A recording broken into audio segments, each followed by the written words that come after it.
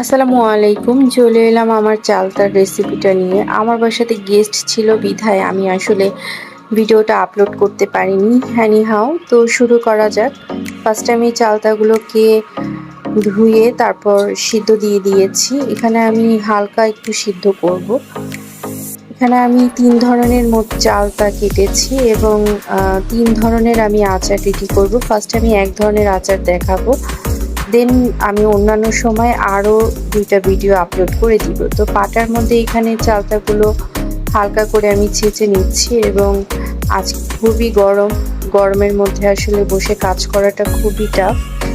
আমি এগুলো প্রসেসিং করছি আর এদিকে আমার বাবুর অকারে শুয়ে খেলছিল।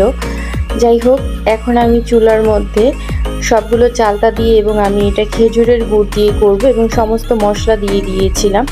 সাথে আমি 1 কাপ সরিষার তেলও এখানে ইউজ করছি। 20 মিনিটের জন্য এটা আমি চুলায় বসিয়ে দিব এবং খুব নর্মাল প্রসেসিংয়ে আমি আচারগুলো রেডি করব। 20 মিনিট পর আমার আচারের এই অবস্থা। সমস্ত গুড়গুলো গলে গিয়েছে, আপনারা দেখতেই পাচ্ছেন। তো আমি আরও কিছুক্ষণ এখানে জাল করব এবং একটা পর্যায়ে প্রায় 45 মিনিট পরে আমার আচারগুলো জাস্ট এরকম হয়েছে। তার মানে আমার আচারগুলো হয়ে গিয়েছে। এখানে আমি 5 ফোড়ন সবার শেষে অ্যাড করেছি। আপনারা চাইলে কেউ প্রথমেও দিতে পারেন।